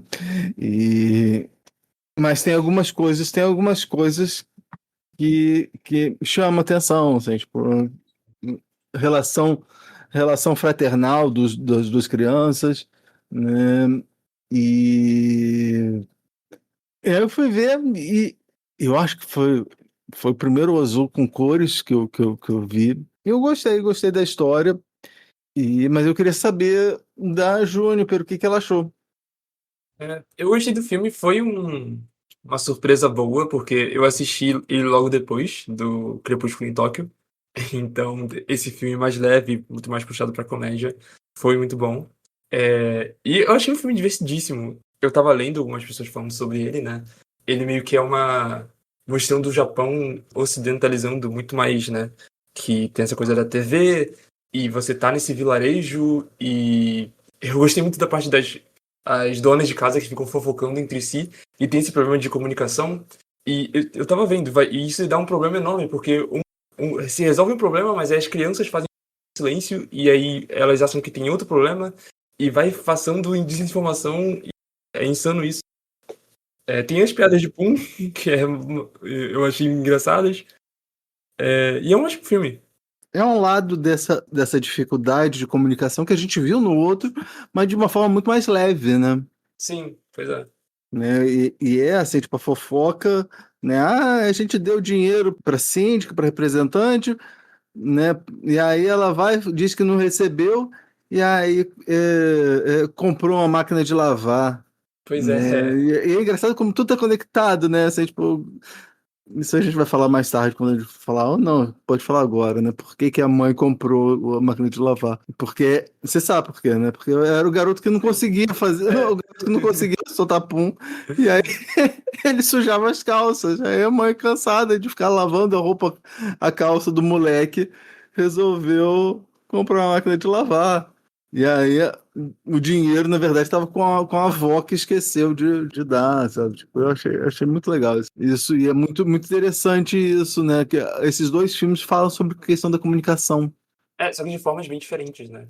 Sim. Sim. E eu gostei muito também que o filme é mais leve, mas ele tem essas partes que vão mostrando um pouco como tá a situação do Japão, porque você tem aquele cara que tá desempregado e tá arrumando uns bicos de tradução, mas ele tá meio desesperado, não sabe o que vai fazer. Você tem aquele outro senhor que ele saiu da companhia e ele também não sabia mais o que ia fazer de emprego, até que no final ele vira vendedor.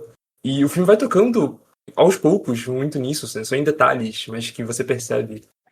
E João, quando é que foi a primeira vez que você viu esse filme? O que você achou dele na época e agora nessa revisita? Esse acho que eu vi um pouquinho depois. Acho que eu já tinha até saído da faculdade de jornal. Na época, eu lembro de ter achado um filme muito engraçado. Tem realmente certa graça. Mas acho que podendo voltar pra ele, depois de ter visto outras coisas do Ozu, né? De poder até amadurecer certos olhares, certas perspectivas. Nessa revisita, que acabou me saltando aos olhos num primeiro momento, é como o Ozu pega esse conflito que é minúsculo, né? Praticamente são dois meninos ali que fazem greve de silêncio, porque os pais não querem comprar a televisão e transformam isso numa lente que vai observar ali o bairro inteiro. E acaba sendo meio genial, porque a TV ali ela não é só um eletrodoméstico. Ela acaba virando um símbolo da modernidade, um símbolo de consumo.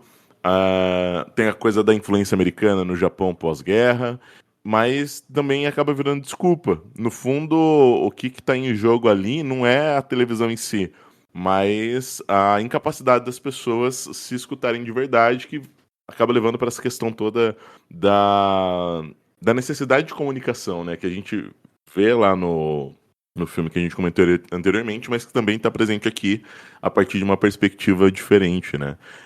E os meninos são, pra mim, o coração do filme. A decisão deles de parar de falar, de começar como uma birra infantil, mas que aos poucos vai virando um gesto quase filosófico, né? Ele se recusa a participar daquele mundo de conversas vazias, do bom dia, que calor tá hoje, a coisa da função fática, né? E o filme mostra isso como uma espécie de ritual meio que automático, né? E aí parece que o Ozu tá meio que perguntando se a maior parte do que a gente fala não é só convenção. Se o silêncio, no caso, não seria mais honesto. E é legal porque ele realmente usa as crianças para fazer esse tipo de objeção e tornam aquele esquema todo, né, aquele imbróglio todo que parece muito bobinho em algo mais profundo, né? Tem muito mais ali sendo discutido do que parece numa primeira visita. E eu acho que são algumas coisas assim que eu tinha percebido, mas acho que não tinha conseguido me aprofundar e olhar com tanto cuidado num primeiro momento, né? E o mais curioso é que enquanto as crianças estão calados, os adultos é que falam demais. E quase sempre pelas costas, né? A coisa das vizinhas fofoqueiras que vocês já comentaram, os maus entendidos sobre o dinheiro da associação do bairro, as suposições que acabaram virando escândalo. E aí é tudo muito engraçado, mas também é meio triste, porque ninguém tá conversando diretamente ali com quem deveria. Todo mundo tá falando, mas a comunicação de verdade ela não acontece. E é um filme sobre ruído, no final das contas, né? Uma coisa que me chamou muita atenção é que a primeira vez que eles saem, que os garotos saem, e aí ele fala assim, não, eu tô indo estudar inglês. Ah, mas o fulaninho vai também? Vai. E aí ele sai, e aí ele fala I love you, sabe? Tipo, é muito fofinho, sabe? Tipo, e ele sempre sai, sempre que ele sai, ele fala, né? I love you. E é marcante quando ele sai e não fala isso, né? Não. Sim. Né? Porque assim, a gente aprendeu a ver isso, né? Eu não sei, eu achei muito interessante. Eu vou dizer que eu demorei muito para entender que o que ele estava fazendo era soltando pum. Eu também demorei. Porque o barulho é como se fosse uma trombeta, assim. Eu pensei que era alguma coisa que eles faziam na garganta, sei lá. Eu também achei que eles faziam na garganta. Não, então você bate. Eu demorei para entender, falei assim, e aí fez a lógica de por que a mãe precisou comprar uma máquina de lavar, né? O que vocês acharam desses dois irmãos? Eu adorei eles. Eu gostei mais deles nesse do que no original, entre aspas. Né? Não sei por que eu fiz com a mão as aspas, se ninguém tá vendo, né? Mas né? Eu também faço aqui, Thiago.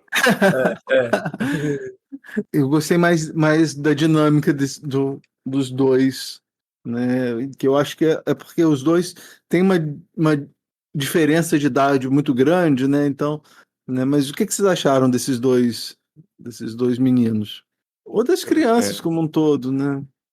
Como eu disse, pra mim é o coração do filme, cara.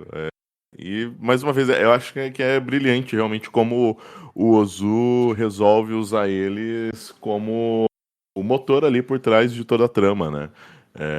Mais uma vez, a coisa de trazer algo que é muito banal ou que parece muito bobinho, muito infantil, mas que por trás está discutindo coisas muito maiores e eles funcionam muito bem ali dentro. A parte cômica, então, nem se fala. Eu gostei também deles, eu concordo com o que o João falou, né? Eles são o coração do filme, eles que movem tudo. O filme começa e termina com eles, né? E um ponto que eu achei só bonitinho é que eles estão usando a roupa combinando durante o filme todo. Não é? Eu falei assim, cara, que tipo de pai maluco é esse que vai então, de 3 anos de idade, vamos comprar um suéter igual para os dois. Não, porque assim, não foram eles que escolheram, não falou assim, vamos vestir igual, não foi. Quando eu era bebê, não sei porquê, minha mãe sempre me vestia com uma determinada camisa amarela. E aí um dia ela foi perguntar pra babá assim, qual roupa a gente põe nele? Põe aquela amarela que ele gosta tanto. Eu era recém-nascido, como é que eu gostava? Nem tinha consciência. Né? Achei muito curioso isso, o fato de eles usarem a mesma roupa, né? Assim, em tamanhos diferentes, né? Sim. E também como o irmão mais novo, ele... Normalmente você espera essas crianças pequenas, não vai seguir esse pacto de silêncio tão seriamente, né? Mas ele segue, ele vai na escola, Segue. não fala nada, não fala com ninguém, igual o irmão velho. Isso é muito maneiro. Não, ele até pede pra falar, mas só que a professora não entende o código lá, que ele faz um símbolo de ok pra pedir pro irmão, pra chegar pro irmão pra poder falar, e aí ele chega pra professora, pede pra falar, a professora fala assim, o que tá acontecendo? Por que você tá falando isso? Você quer ir no banheiro, alguma coisa? No banheiro. E o que vocês acharam do Chishu Ryu, né, como pai, né? Um pai bem diferente também, né? Assim, tipo, mais irritado, mais severo que o outro, mas ele é mais presente, né? Sim. Que...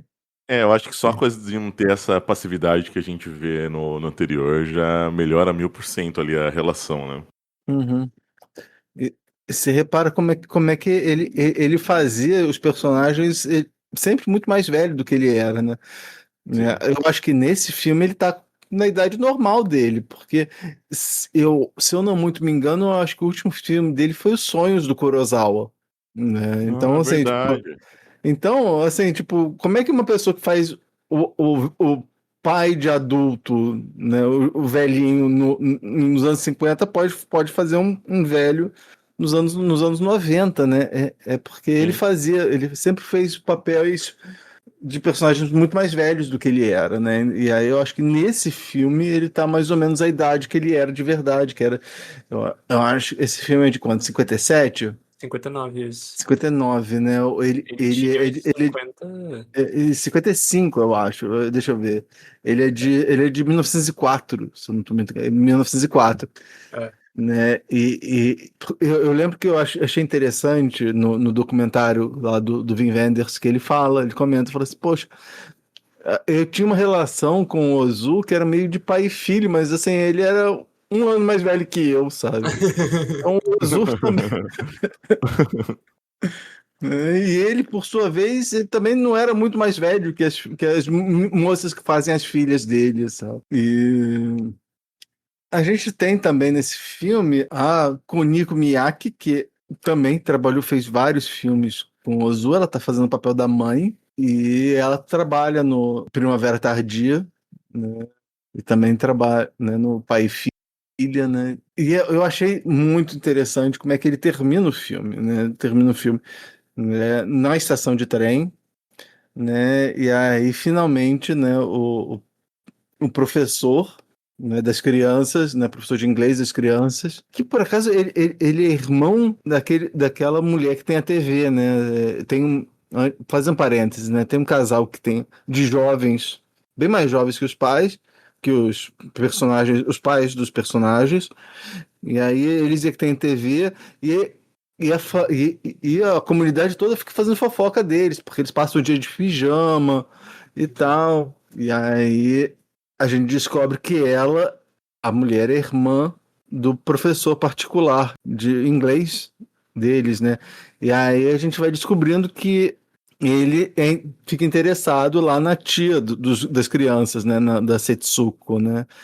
E aí é engraçado como é que termina o filme, né? Que é eles falando assim, então, tá bonito o tempo, né? Então fazendo exatamente aquilo que as crianças criticavam, né? Eu achei muito interessante, assim, tipo, um contraponto, né? De enquanto as crianças achavam esse papo, essas coisas, em vez de falar o que eles estão sentindo um pelo outro, porque os dois se gostavam, né? Eles eram incapazes de exteriorizar isso, né? Sim. E eu acho que essa é uma das críticas que as crianças fazem. E é um final muito condizente, né, pro filme.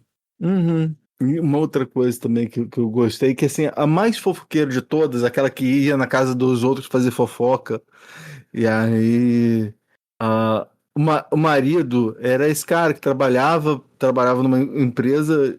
Eu não sei se eles falaram de brincadeira, porque ele que ensinou as crianças a soltar o pum lá quando ele queria, né? Ele acaba trabalhando como vendedor de eletrodoméstico e ele vende a TV pro pai, né? Quando as crianças voltam a falar no final do filme, aí as vizinhas falam assim: ah, você viu? O que que tá acontecendo? A fulana, né? Porque justamente brigaram com a fulana, com a moça, porque por conta desse troço do dinheiro. E aí as crianças deixaram de falar, né? Então aí a família, os vizinhos começaram a achar. Ela tinha falado mal das vizinhas para os filhos, por isso que os filhos não estavam falando mais com elas. Aí quando os filhos voltam a falar, eles falam assim: ah, o que está acontecendo? Aí eles chegam para essa vizinha, que era a mais fofoqueira de todas, e falam assim: você viu? O que os filhos estão falando? Então voltaram a falar com a gente. Aí essa vizinha mais fofoqueira falou assim: ah, ela é uma ótima pessoa. Por que vocês estão falando isso? Por quê? Porque o marido tinha vendido uma TV para eles, né? Então, viraram ótimas pessoas. A fotografia é, mais uma vez, né, do Yasuhiro Atsuta, né? E esse daí foi o segundo filme em cores, né? O segundo filme colorido do Ozu, né? Sobre a fotografia, tem aquela cena de noite que mostra um pouco sobre Tóquio e as ruas com neon. Eu acho aquele frame específico lindo. Uhum. Bonito mesmo. Visualmente é um filme muito bonito e acho que talvez seja um dos mais coloridos e luminosos do Ozu, né? Principalmente quando comparado com os dramas mais pesados dele. E aí tem toda uma questão de composição também que acho bem legal. A coisa das casas geminadas, os corredores, as roupas que ficam penduradas, os trens passando no fundo. Traz uma sensação muito de simplicidade mesmo, sabe? Uma simplicidade quase geométrica. Sim. Ah, então se calhar você vai gostar do Eu Nasci Mais dele, que entre aspas, com todas as aspas possíveis, é o original desse filme, né? Que se passa numa comunidade dessas também, dessas casas geminadas e tal. É bem legalzinho. A questão da TV, tem um determinado frame no filme do Wim Wenders em que mostra Tóquio cheia de TV, e aí é interessante, né? Tipo, é um bom contraponto com essa ideia de que o pai fala: não, a TV vai fazer não sei quantos milhões de idiotas, né? E aí você vai ver, né? Tóquio é a cidade com o maior número de TVs possíveis, né? Agora, no presente, né? Eu achei um bom contraponto, né? E essa crítica à conversa fiada também achei fenomenal, assim. Eu não sei, eu gostei muito dos dois filmes, eu vou te dizer. Eu gosto muito do discurso que o menino fala sobre a banalidade do bom dia, boa noite, tá bom o clima, tá bom o tempo, não sei o quê. Eu gosto disso. A cena em que eles comem, né, escondido o arroz também, né, me lembrou também a cena original, né, que do filme original. Eu não sei, vocês têm mais alguma coisa para conversar ou a gente já pode ir para o encerramento? Eu tô satisfeito, Thiago. Eu acho que foi uma discussão boa. Né? Então, vamos agora falar sobre streaming no quadro. Tem na Netflix? Tem na Netflix? Tem no Netflix? Tem na Netflix? Tem na Netflix? Tem na Netflix? Tem na Netflix. João, o que você viu recentemente em alguma plataforma de streaming que você gostaria de recomendar pra gente? Eu vi um filme que tava na minha lista pra ver há muito tempo. É um filme que tá na Amazon. Na verdade, ele tava na Amazon, ele saiu, agora ele voltou de novo. Eu falei, bom, agora eu tenho que assistir. É um filme chamado Enigma do Poder. É um filme do Abel Ferrara. Eu vou tentar dar uma sinopse. Talvez ela pareça um pouco confusa, mas, assim, garanto que é um bom filme, tá? Basicamente, tem duas empresas que vão despontar lá no futuro como grandes empresas, né?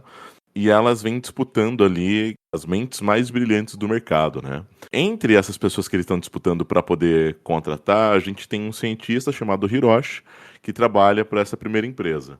E aí a gente tem dois personagens, o Fox e o X, que são especializados em ajudar os cientistas de empresas que querem contratar essas mentes brilhantes. E aí qual que é o grande lance? Em troca de 100 milhões de dólares, eles aceitam a missão de convencer o Hiroshi a trabalhar para a empresa concorrente. E aí para isso o que eles vão fazer? Eles recrutam Sandy, que é uma garota, não sei se dá para dizer que ela é uma prostituta, mas talvez seja, para seduzir o Hiroshi e ajudar nesse processo, né? Mas acontece que no meio do caminho ela acaba se apaixonando pelo X, que é um desses personagens que estão aí tentando fazer com que essa mudança de empresa aconteça, né? Eu gosto bastante do cinema do Abel Ferrara, mas o que me pegou muito nesse filme foi a questão da estrutura dele. A primeira parte dele parece uma narrativa muito comum, né? Que vai acompanhar esses dois personagens. Os dois, um é vivido pelo William Dafoe e o outro pelo Christopher Walken, tentando seduzir, né, esse cientista para mudar de empresa, mas aos poucos a história ela vai meio que se dissolvendo e o filme vira uma outra coisa. Ele vai postando muito numa questão de repetição de imagem, lembranças que são fragmentadas, algumas cenas ali que voltam meio que como fantasmas, e a gente deixa de acompanhar um plano em si e passa a meio que acompanhar esse fluxo. E para mim é um filme que está um pouquinho à frente do seu tempo, começa a conversar de forma bastante interessante ali com a coisa toda do cinema de fluxo. Cara, é um filme sensacional. Foi uma experiência muito diferente, assim, não tava esperando, valeu muito a pena. Para quem quiser ver, tá na Prime. Eu vi esse filme há um tempo já, até gostaria de, você falando, até gostaria de rever, fiquei com vontade de rever.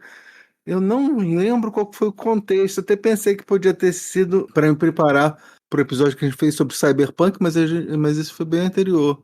Sim. Né? Porque esse tem uma pegada meio Cyberpunk, né? Tem bastante. Até mesmo algumas escolhas de imagens ali, de filmagens que são feitas com a digital e que vão emulando um pouco dessa coisa meio futurística. Bem legal o filme. E você, Juniper, viu alguma coisa legal? Eu vi no Mubi um clássico, né? Carrie do De Palma, de 76. Imagino que quem não viu esse filme ainda precisa assistir, que é insano, um dos meus melhores filmes de terror. Sim. Eu queria falar que assim, os filmes do Ozu que nós tratamos, bem como vários filmes dele, estão na Plex. E o documentário que eu mencionei, do Wim Wenders, está na Mubi. Quem quiser conferir, já sabe onde encontrar. Juniper, você tem algum meio de contato? Eu tenho o meu Linktree, que é link.tr/Juni41, e o meu Twitter, que é @AshleyJuniper41. E você, João? Os de sempre, vocês me encontram no Twitter, que é o @João_Neto93.